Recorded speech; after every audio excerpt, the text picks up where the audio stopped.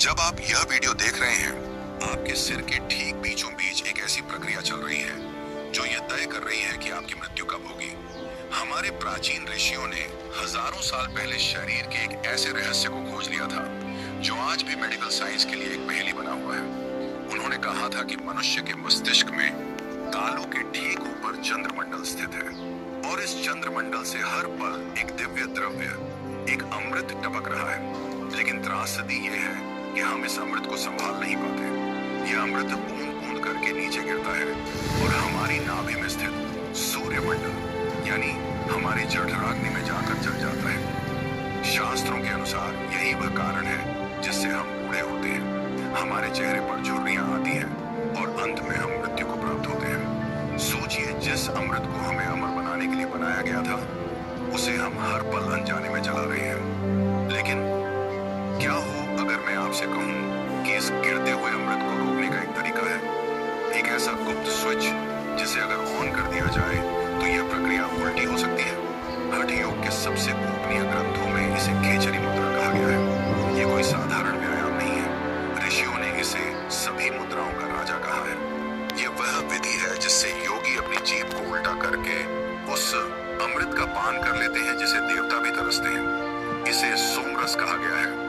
लेकिन सावधान रहें, यह ज्ञान जितना चमत्कारी है उतना ही खतरनाक भी। इसीलिए इसे हजारों सालों तक गुप्त रखा गया। आज हम उसी ताले को खोलने जा रहे हैं। क्या आप तैयार हैं अपने ही शरीर के भीतर छिपे इस अमृत के रहस्य को जानने के लिए? आखिर इस विद्या को गुप्त या फॉरबिडन क्यों कहा गया? क्यों प्राचीन गुरु इसे अपने शिष्यों को आसानी से नहीं सिखाते थे? हठ योग प्रदीपिका, जो योग का सबसे प्रामाणिक ग्रंथ माना जाता है, उसमें खेचरी मुद्रा के बारे में एक बहुत ही हैरान करने वाली बात लिखी है। श्लोक कहता है कि इस विद्या को वैसे ही गुप्त रखना चाहिए जैसे कोई व्यक्ति अपने कीमती खजाने को या अपने निजी प्रेम संबंधों को दुनिया से छिपा कर रखता है। ऐसा इसलिए क्योंकि यह प्रकृति के नियमों के विरुद्ध जाने का विज्ञान है। शास्त्रों में हमारे शरीर की संरचना को एक अलग ही नजरिए से देखा गया है। ऋषियों ने कहा है कि हमारा शरीर ब्रह्मांड का ही एक छोटा रूप है। जैसे आकाश में चंद्रमा और सूर्य है, वैसे ही हमारे शरीर में भी दो ध्रुव है। ध्यान से सुनिए, हमारे मस्तिष्क के ऊपरी हिस्से में, जिसे सोम चक्र या बिंदु विसर्ग कहते हैं, वहां चंद्रमा का वास है। इस चंद्रमा का स्वभाव है बरसना। ये लगातार बिना रुके उस दिव्य अमृत या नेक्टर ऑफ लाइफ को नीचे की ओर टपका रहा है।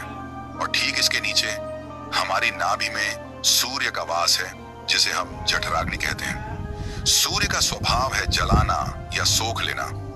यही जीवन की सबसे बड़ी त्रासदी है।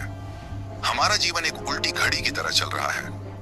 ऊपर से जीवन देने वाला अमृत टपकता है और नीचे नाभि में बैठी अग्नि उसे तुरंत जलाकर भस्म कर देती है। जब तक यह अमृत चलता रहता है, हमारा शरीर चलता है, लेकिन साथ ही साथ हम मृत्यु के करीब जाते रहते हैं। इसी अमृत के जलने से हमें भूख लगती है, प्यास लगती है और हमारा शरीर क्षीण होता जाता है। ऋषियों ने पूछा, क्या इस प्रक्रिया को रोका जा सकता है? क्या सूर्य के मुख को बंद किया जा सकता है? उत्तर था हाँ, और वह उत्तर है खेचरी मुद्रा। शास्त्र कहते हैं कि जो योगी अपनी जीभ को उल्टा करके कपाल कुहर में ले जाकर इस टपकते हुए अमृत को बीच रास्ते में ही रोक लेता है, वह काल यानी मृत्यु को भी धोखा दे सकता है। वह उस अमृत को अग्नि में गिरने के बजाय खुद पी लेता है। लेकिन यह करना कैसे है?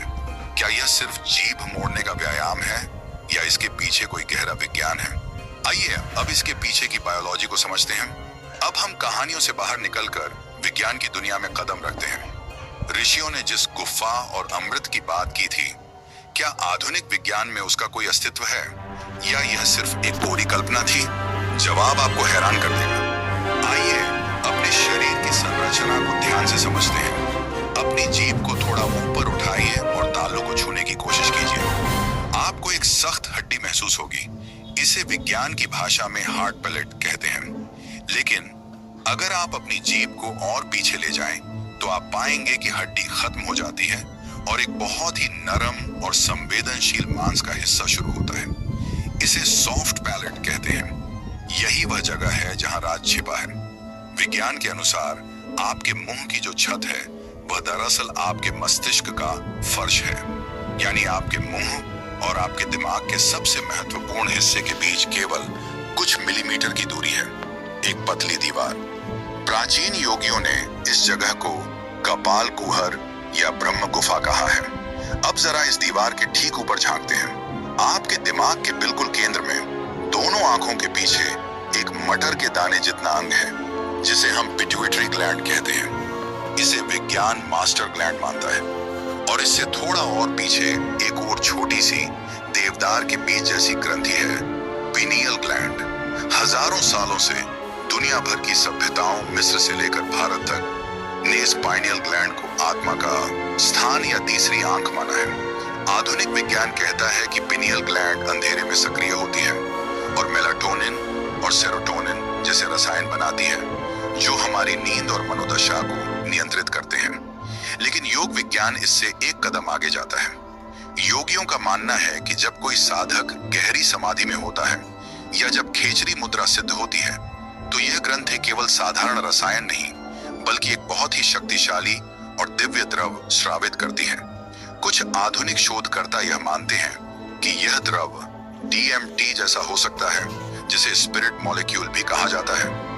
ये वही रसायन है जो इंसान को समय और स्थान से परे ले जाने की क्षमता रखता है। तो जिसे शास्त्र अमृत या सोमरस कहते हैं, बायोकेमिकल भाषा में वह इन शक्तिशाली न्यूरो हार्मोन्स का एक ऐसा मिश्रण हो सकता है जो शरीर की उम्र बढ़ने की प्रक्रिया को धीमा कर देता है और चेतना को सर्वोच्च स्तर पर ले जाता है। अब सबसे बड़ा सवाल, इसमें जीभ का क्या काम? जीभ हमारे शरीर का सिर्फ एक मांस का टुकड़ा नहीं है, ये सीधे हमारे नर्वस सिस्टम और वेगस नर्व से जुड़ी है। शास्त्रों में गले के पीछे जहां छोटी जीभ लटकती है, वहां एक गुप्त ऊर्जा केंद्र बताया गया है, जिसे ललना चक्र कहते हैं।